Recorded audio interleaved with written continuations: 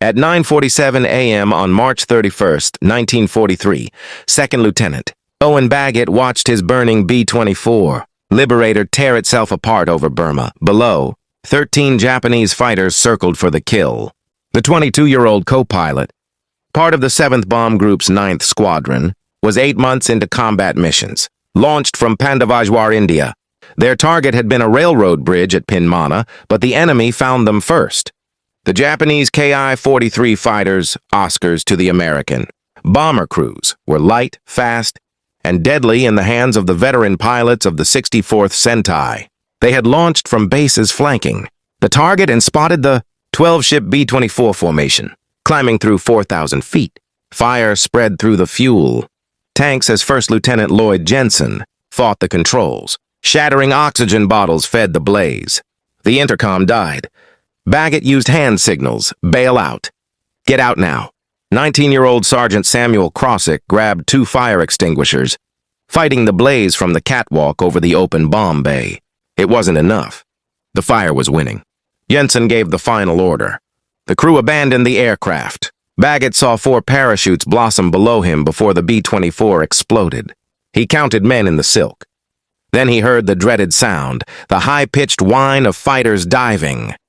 The Ki-43s came around for a pass, not at the wreckage, but at the men hanging helpless under their canopies. American intelligence had documented this practice. Japanese pilots sometimes strafed parachutists to prevent their rescue and return to combat. 2 of Baggett's crew died in the air, cut down before they could reach the ground. Bullets grazed Baggett's left arm. Blood soaked his flight suit. He made a decision that defied instinct. He went limp. He let his head drop forward, playing dead in the harness, hoping the pilots would ignore a corpse and focus on living targets. The wind spun him slowly. He kept his eyes barely open, watching through slitted lids as one Ki-43 broke away from the others. The fighter pilot was curious, or thorough. The Oscar climbed slightly, then turned back toward Baggett. The pilot brought the aircraft around in a wide circle, studying the American hanging motionless. The fighter's nose lifted, speed dropping. The canopy slid open. The Ki-43 pilot was now 20 feet away, maybe less. The aircraft hung on the edge of a stall, nose high, barely flying. The pilot leaned out slightly, looking for signs of life. Baggett's right hand had been resting against his legs since he pulled the ripcord. His fingers were wrapped around the grip of his Colt M1911 pistol, standard issue for Army Air Force officers. 7 rounds in the magazine, 1 in the chamber. He'd never drawn it in combat, never imagined he'd need it outside of ground survival. He raised the .45, aimed at the open cockpit. The Japanese pilot saw the movement. His eyes went wide. Baggett fired. 4 shots. 4 pulls of the trigger in less than 2 seconds. The reports cracked across the sky. The Ki-43's nose dropped. The engine note changed. The fighter fell away into a spin, tumbling out of control through 3,000 feet of empty air, until the jungle swallowed it. Whole, Baggett was still falling, still bleeding. The ground was coming up fast.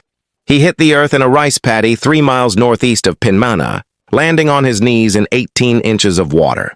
He struggled free of the harness, checked his Colt 3 rounds left, and looked up. 2 more parachutes were descending half a mile away, Jensen and one of the gunners. The remaining Ki-43s had stopped strafing and climbed away. Baggett counted 9, 4 missing from the original 13. He moved toward the tree line, his arm throbbing. He made it 20 yards before he heard Burmese voices. 6 local militiamen armed with rifles emerged from the jungle. Baggett raised his hands, dropping the pistol into the mud at their command. They bound his wrists with rice rope and marched him east. Jensen and Sergeant Crossick, the flight engineer who'd fought the fire, joined the column 10 minutes later. 3 Americans, 5 dead crewmen. The Burmese turned them over to Japanese Army personnel at a garrison post. The interrogation began immediately. Baggett gave name, rank, serial number, and nothing more. The interrogator struck him across the face. Baggett repeated the same 3 pieces of information. They separated the prisoners. Baggett was locked in a bamboo cage, barely large enough to sit upright. No food, no water. The temperature climbed above 100 degrees. He could hear Jensen nearby, but couldn't see him. On the 3rd day, the 3 Americans were loaded onto a transport truck and moved south toward Rangoon. They traveled at night to avoid Allied air patrols. Baggett reached the city on April 7th. They were marched into a military prison on the city's eastern edge, joining 200 prisoners, British, Australian, Indian, and a handful of Americans. They looked like walking skeletons. A British major who had been imprisoned since 1942 watched Baggett arrive. Word had already spread through the camp about the Americans shot down over Pyinmana. The major stared at Baggett's blood-stained flight suit. The prisoners wanted to know what had happened in the sky. Baggett didn't believe his own story at first. A man hanging from a parachute, a pistol, 4 shots at a moving aircraft. The odds were astronomical. He had seen the Ki-43 fall, but he couldn't confirm it had actually crashed. Maybe the pilot had recovered. The Japanese guards thought differently on April 15th. 8 days after his arrival, guards pulled Baggett from his cell and marched him to the commandant's office. A Japanese major general, commander of all POW facilities, in the Burma theater, later executed as a war criminal, sat behind a desk. The general studied Baggett for a full minute, then made an unexpected offer. Harakiri. He explained the honorable way for a warrior to die, offering Baggett a blade and detailed instructions. He seemed to believe he was showing respect to a fellow soldier who had demonstrated exceptional courage. Baggett declined. The general showed no anger, simply nodding and dismissing the prisoners. The encounter confirmed Baggett's suspicion. The Japanese knew what had happened. They knew about the Ki-43 and who had brought it down. The guards began treating Baggett differently, not better, but with a new element of caution. They placed enormous value on battlefield prowess. Baggett had done something they considered both impossible and admirable. That made him dangerous. By June 1943, Baggett's weight had dropped from 180 to 140 pounds. He developed beriberi. In September, he and Jensen were transferred to a new facility near Singapore. It was harsher, smaller cells, less food, worse discipline. But it offered one advantage, a turnover of prisoners, bringing new information and rumors about the war. On November 28, 1943, a new American prisoner arrived. Colonel Harry Melton, commander of the 311th Fighter Group, shot down 3 days earlier while flying a P-51 Mustang. Melton recognized Baggett from intelligence briefings in India. Melton had information. During his interrogation in Burma, a Japanese colonel had mentioned the American bomber crew shot down over Pyinmana 8 months earlier, speaking with a mixture of respect and disbelief. He described how one of the crewmen had fired at a Ki-43 pilot while hanging in a parachute. The fighter had crashed. Recovery teams found the pilot's body 200 yards from the impact site. The cause of death was a single bullet wound to the head. The Japanese colonel emphasized that detail. The pilot hadn't died from the crash. The .45 caliber round had killed him before the aircraft hit the trees, entering through the left side of his face and exiting behind his right ear. The pilot was dead before his Ki-43 began its final spin. Melton promised to file an official report upon his return to Allied lines. The Army Air Force needed to know that one of their officers had achieved something unprecedented. But Melton never made that report. On December 14th, he and 47 other prisoners were loaded onto a transport ship bound for Japan. On December 17th, the American submarine Lion found the transport and fired 4 torpedoes. 3 hit. The ship broke apart and sank in 11 minutes.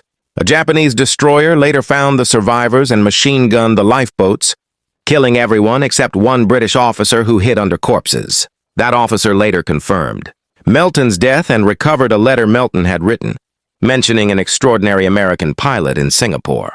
The official report died with Melton in the South China Sea. Baggett remained at the Singapore camp. By March 1944, his weight was 110 pounds. He suffered from scurvy and dysentery. He spent 6 months on forced labor, hauling coral stone for airfield defenses in 100-degree heat. He survived on rice, watery soup, and protein scavenged from insects and rats. By January 1945, his weight hit 90 pounds. He could barely walk. Jensen and other prisoners kept him alive, sharing meager rations. The Japanese guards grew nervous as the war news worsened. Japan surrendered on August 15, 1945. The guards simply walked away, leaving the gates open. The prisoners waited. On September 21st, 8 American Office of Strategic Services OSS operatives parachuted into the compound at dawn. After 17 days in captivity, Baggett was finally going home. He was evacuated on September 28th. Doctors estimated he would need 6 months to recover. During his November debriefing, he provided a detailed account of the camp, but when he mentioned the Ki-43, the intelligence officers were skeptical. They had no corroboration. Jensen was too far. Crosstick was on the ground, Melton was dead, and the wreckage was in Japanese territory. They filed his report without recommendation. The story sat in a filing cabinet and collected dust. Baggett stayed in the military. Transferring to the United States Air Force in 1947, he flew the Berlin airlift, served in the Korean War, and rose through the ranks. Retiring as a colonel in 1973, he rarely discussed Pyinmana. The story was too extraordinary.